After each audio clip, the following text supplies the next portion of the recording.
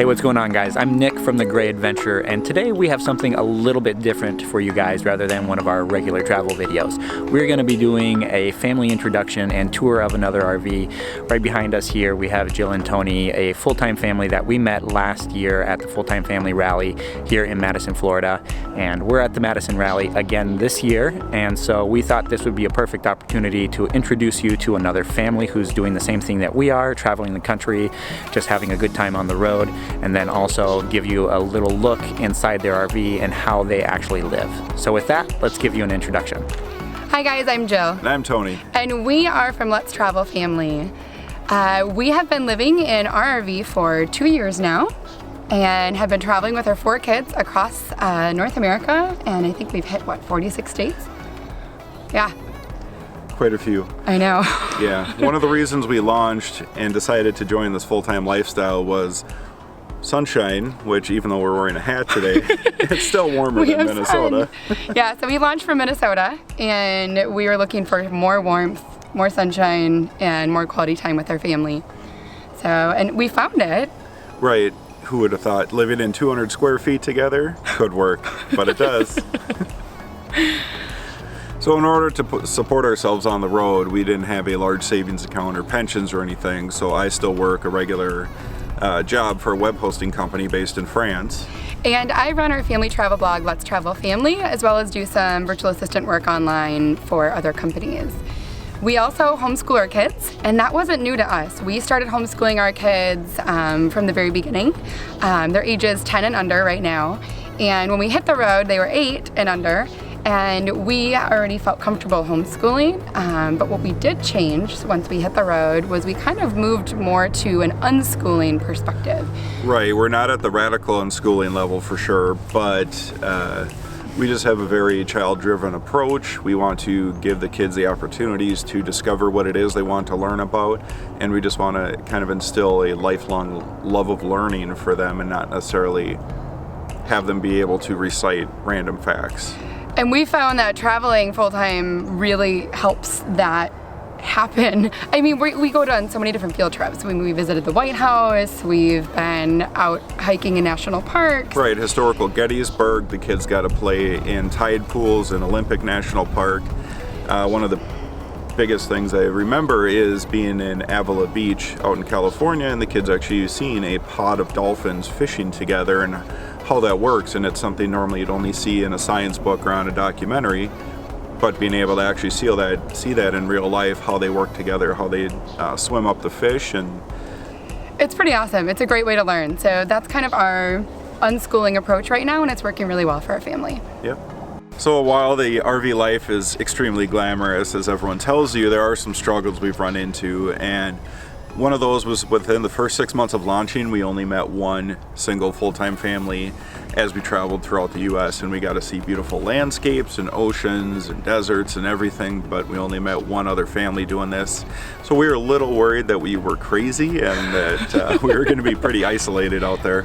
Well, and when you only meet one other family, and we're a social family, we like to have friends and connect with people. When you're on the road, you have to be intentional with that. So once we made our way down to Florida, we started connecting with other full-time traveling families because we joined Full-Time Families, which is a membership organization and a great community to be able to meet other traveling families just like us.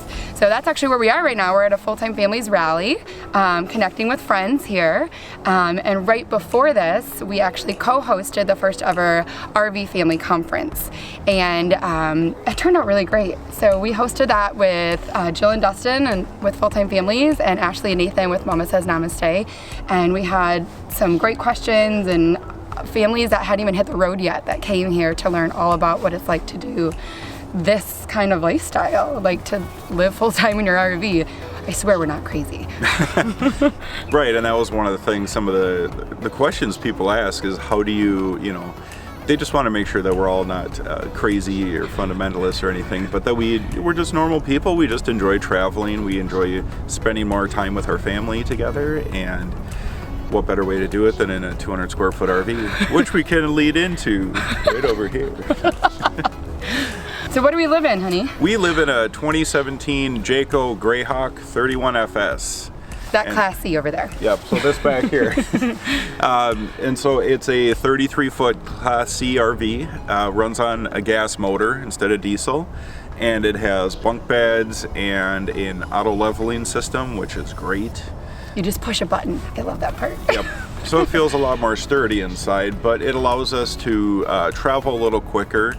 Our travel style is we're usually somewhere for about a week. Sometimes two. Sometimes depending. two. If in Florida this year we've gone a little slower, but we generally do about a week at a place, so it allows for quick setup, quick tear down, and pretty easy travel since we can get in and out of pretty tight spots with it. We are unique in that we decided not to tow any vehicles, so we actually drive our minivan separately than we do our rig. So Tony and I take turns as to who's driving the vehicle versus who's driving the RV, and the kids can actually be in either one. Yep. And so that's how we travel. Yeah, so the whole reason everybody's watching this video is because you want to see what's inside the rig, so let's go take a look. All right, let's go.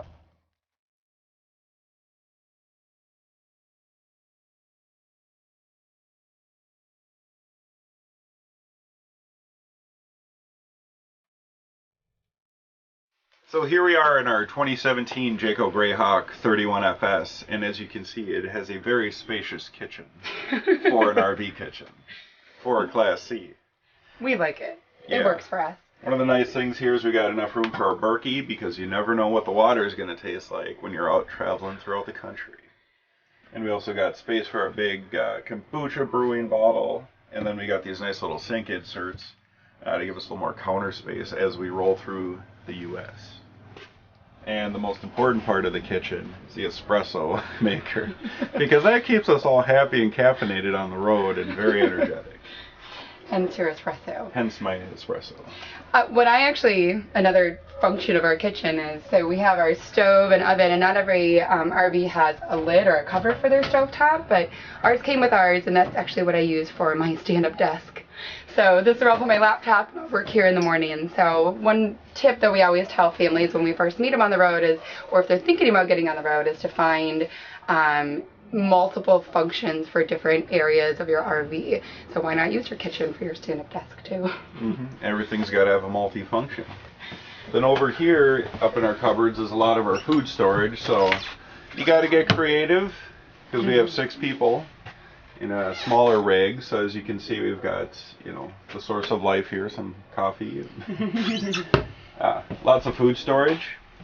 And then moving up to the front, we actually changed this up a few months ago, and Jill and I sleep in the overcab area. So what that allows is, at nighttime, later in the tour, we'll see the back half of the RV, but we now get the whole front half of the RV when the kids are going to sleep. So while we did trade a queen-size bed, it wasn't actually a full queen. It's called a queen short or an RV queen, so it's actually shorter. So my feet would hang off. So now up here, this is where we sleep, and we get the whole night to ourselves, as well as in the morning when Jill's up working on her laptop on the blog. Yeah, so we sleep up here now, and we were able to change a few things. We took the brown curtain down and hung up, we got this from IKEA. This is actually a tablecloth from IKEA, and we just folded it and added these hooks and wire, which you also got from IKEA. So that added a little bit more color. And over on this side, you can go both ways. We have a television that comes out from the wall, and another big change we made too recently is we got that front cover to the front of our motorhome, which you probably can't see too well, but now you can see into the cab because it keeps the heat and the sunshine out, but then also the cold out too when it's chillier out like it is today. So it allows us a little bit of extra storage for sure. And then over here is our dinette. It only seats 4 out of 6. But at the same time, we get used to being flexible as we're traveling throughout the country. We don't do a lot of sitting. Yeah, we don't do a lot of sitting. Like she said, stand-up desk. It works for our 4 kids. We're able to sit and play our favorite game that we left out, Color Crew, which is like Sudoku, but with colored balls. And then the kids will just climb up there, and then we also have food up in the compartments up here too. So we're able to add more space for food. So as you can see, common theme here, food storage with 6 people. when you're living full-time in an RV, you need to have space for your food. Yep. One other thing that we do have up here, this was new as well, is where you work. Yeah, so I purchased a computer chair, and it actually strategically fits right at the end of the table. So on travel days as well as work days, I can sit here and get work done. Wait, you don't sit there during travel days? The chair, sorry. Yes, I drive. Yeah, so on work days, I can actually sit here and work as well. If I don't want to use the stand-up area, or I can actually stand up here and work. This gives me a chance to kind of sit down, get focused. And then other times I'll just kind of get up and move throughout the RV as people are inside, and it also gives us another place to sit, so then we in theory have seating for 5 at the table. And then our refrigerator is a standard, pretty standard RV fridge, runs off of gas and electric, and as you can see, it's full.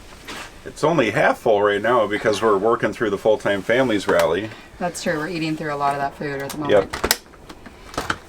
Yeah, our freezer's still full. Yep, the freezer's still very full, but it's one of those things, so it's definitely a trade-off. You can't, in a rig our size, we can't maintain something like a Costco membership or Sam's Club because we don't have the storage space. Even though we require the food. I know. So we're don't just, have the extra space yep. So Jill's usually going grocery shopping every 4 to 6 days, sometimes 7. We can stretch it out. If you've seen her Instagram post where she shows, 12 carts leaving Trader Joe's. That was pushing 10. I don't know if we're going to make it 10 days without groceries. Yeah.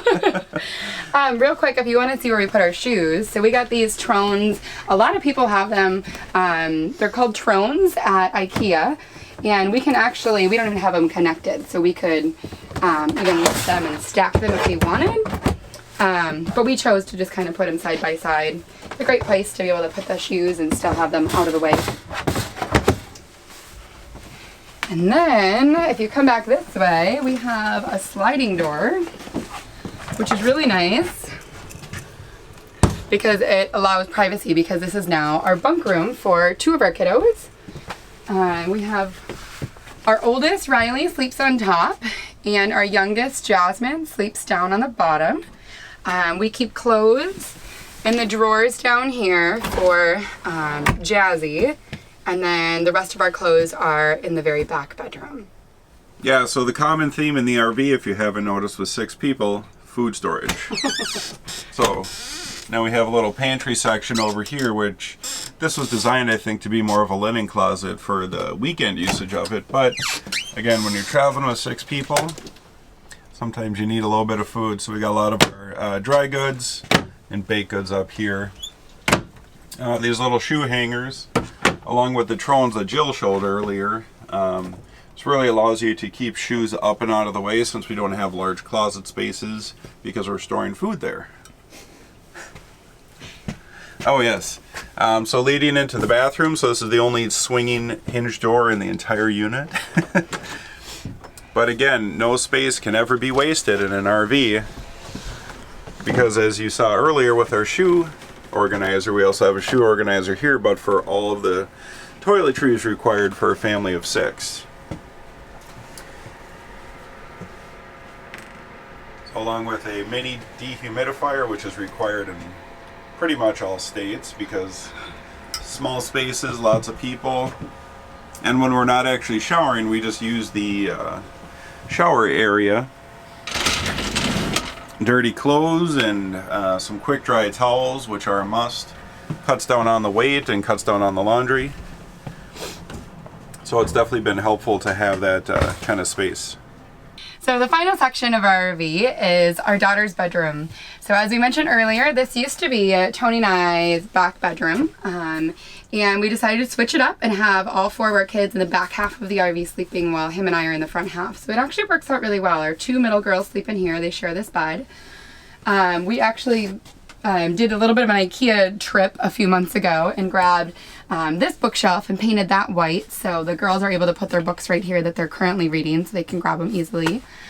And then besides one of us, so 5 of us have all of our clothes in this part of the RV. We each have different drawers. For the most part, everybody gets one drawer. So here's one example. Our daughter Gwen's drawer, these are all of her clothes. So we've learned that rolling works really well, and we grab these inserts from IKEA, and then you just roll the clothes and you stack them right in there, and we're able to fit quite a bit more clothes in here. Another great storage hack is adding drawers in our closet. So as much as we use it for hanging, we also put the girls' special items, their homeschooling items, their books, and then we grabbed the other side, we grabbed some more bins from IKEA as well. And they have actually now click-on lids that we're able to store their games, puzzles, toys, magnet tiles, and other items. And last but not least, probably Tony's favorite spot would be behind our TV. This RV came this way where you lift the TV and there's this giant space back here that we're able to access. So we use this as our charging station for all of our electronics, iPads, laptops, cell phones, and then we have our WeBoost in there along with our router and anything else we need to get internet on the road. Cool. Well, thanks for stopping by, everyone. Checking out our 2017 Jayco Greyhawk 31FS. We really like our Class C. We've been in this for 2 years. We've talked about if we were going to switch it up or not, but with our travel style and how we really like to travel a lot faster than some families, you know, every week or so, this is really easy to set up, tear down, get on the road. So I think we're going to stick in it for a while. Definitely. Yeah. Easy in, easy out, fast setup. And we can fit all 4 of our kids in designated beds without having to set any tables or couches into beds each night, which was a big plus for us too. Right. Well, thanks again for stopping by. Yeah, thanks for watching, guys. So that's a look at Jill and Tony's RV. If you want to follow them on their social media accounts or their blogs, you can find all those details in the description below, so make sure you check that out. If you enjoyed this video, I hope you give it a thumbs up. Don't forget to subscribe to the channel. We've got more of these tour videos coming up within the next couple weeks, so make sure you check back in for more of those. Thank you guys so much for watching, and we'll catch you on the road.